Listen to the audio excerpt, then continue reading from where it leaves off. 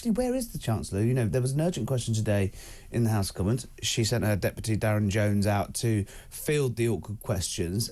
And you have to say, Rachel Reeves is looking a bit stressed these days. She did not look a happy bunny at PMQs yesterday. Obviously, she's got this controversial trip coming to China heading up. And actually, I was reading today that it was Dennis Healey was on his way to the airport, on his way to catch Concorde when he did an about turn in 1976, a little bit before even you or my time, when he had to phone the IMF for cap in hand for a bailout. Look, we're not there yet. And to say nothing of Kwasi Kwarteng, of course, learning he'd been sacked from Twitter. The last place a Chancellor wants to be is the IMF. Well, no, the last place a Chancellor wants to be is in the air or out of the country when things are going down the Swanee, because, you know, you want the sort of stable hand on the tiller. I do wonder whether this trip will go ahead this weekend or not.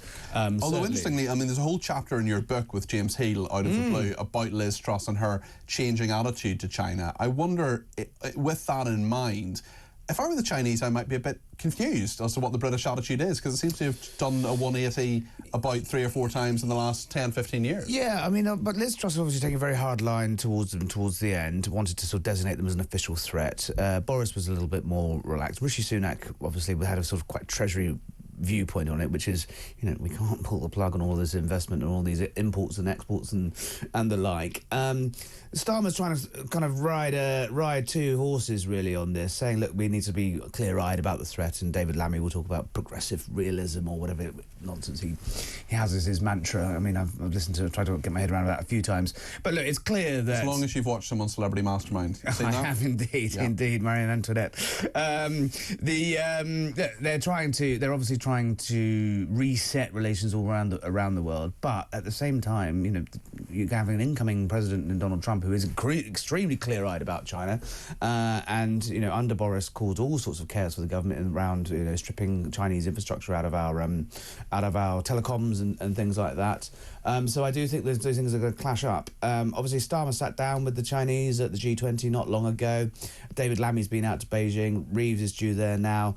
Whisper it, Starmer's due there in the this year. Whether that happens remains to be seen. But pulling the plug on a visit to Beijing is no small thing. These people have extremely long memories. So it's a really tricky situation the Chancellor finds herself in this back end of this week. And you spoke on Never Mind the Ballots to Mike Tapp, the Labour MP for Dover. Rising star, I'd say. He was a very impressive young man. I say that, he's probably older than me, but he was a really good guy. He's actually a very, very articulate man, and I think the Labour Party should wheel out a bit more, because I'd say he speaks human. They should tap for a few more media appearances. Well, let's see what he said to Harry during the programme. Do you agree with that? Should she be staying here and sorting the markets out? Look, we will, of course, be negotiating and speaking with international partners and international governments to ensure that we're getting the best deals for the people here. Yeah, but last time a Chancellor left the country, when borrowing was at this level, was Kwasi Kwarteng in October 2022, and he flew home and got fired. Should the Chancellor be leaving the country this week when there's turmoil in the market? I'm convinced that the Chancellor will travel if it's going to benefit the people in this country. That's what this is about. It's about delivering for the people. That's Mike Tapp there, the Labour MP for Dover and Deal. And just back to Chris Philp as well, the big dominant political argument, and certainly what our viewers and listeners want to talk about and have done for the last 10 days. The Sun's been covering this in depth. We've been covering this in depth. A lot of the media abandoned the story, especially towards the end of last week.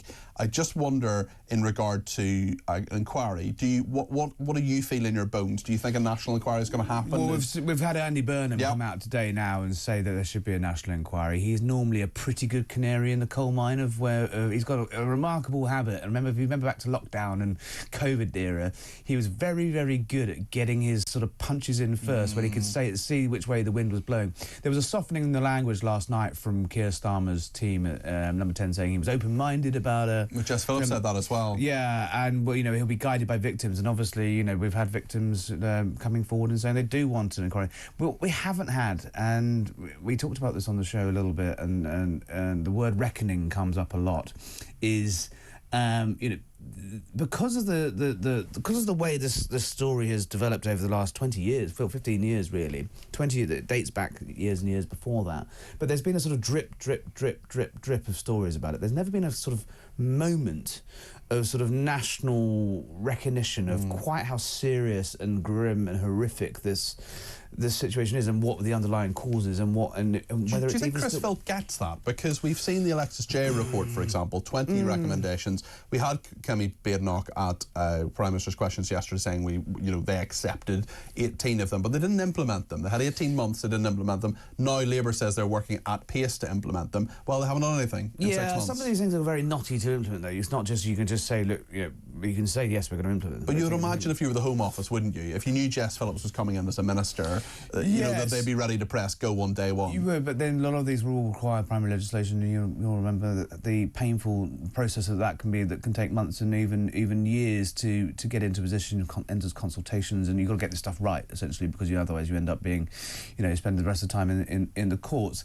It's really tricky, but I think, we can talk about, the Alexis J report, which obviously was much broader into systematic child abuse across lots of different things, but it's this particular story, the grooming gangs, the northern towns, and it only really looked at 6 of them. And actually, now we know there's 50 different towns where this abuse may have happened in. I do think that Elon Musk has caught a sort of a moment, and it might take a critical neighbour, an ally, a friend, someone not in our sort of political ecosystem to go, just be the boy in the Emperor's New Clothes and point that finger and go, what on earth is this?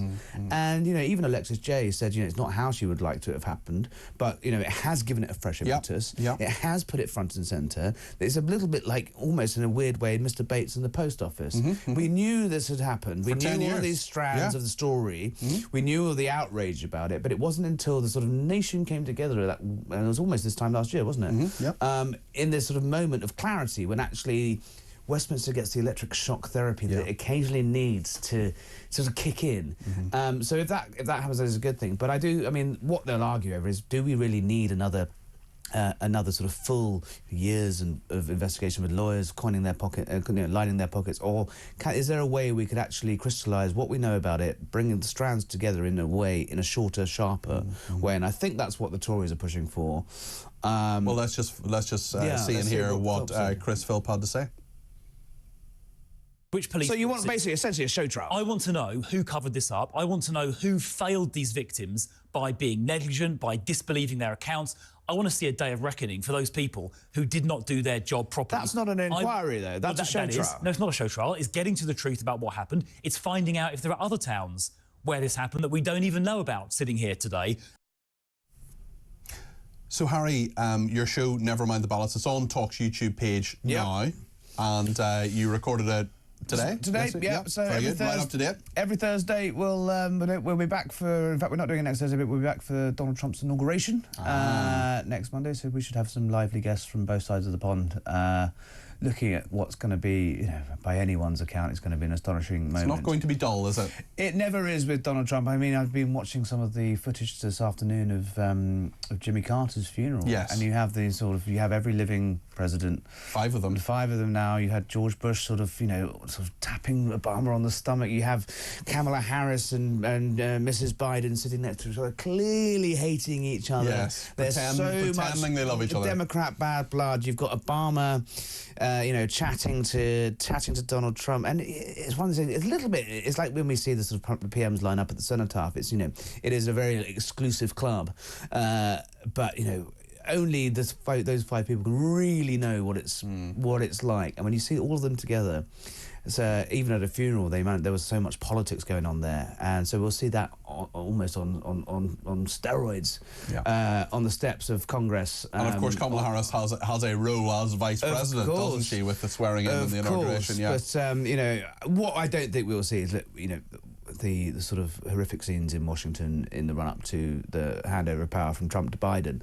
I think the Democrats will go out of their way to make it as sort of happy, clappy and peaceful as possible. Welcoming. To make the point that this is how it should look like. But, I don't think we'll see the Donald Trump that we saw before when, remember his first ever press conferences, he sent out his spokesman, Sean Spicer, and to have an argument with the press about crowd sizes. Yes. I think all of that sort of insecurity around Donald Trump has gone now. Oh, well, they'll be ready to hit the ground running, won't they? Well, And, you'd hope. You would hope. They've told us so much about what they actually want to happen. Yes, but I do think there'll be some short, sharp shocks in sort of presidential executive orders. I think people who are hoping that he might not do some of the things he said he was going to do in the campaign might be looking a little bit glum by the end of week after next. 20th of January. 20th of January, yeah, Monday. Week on Monday. Yeah.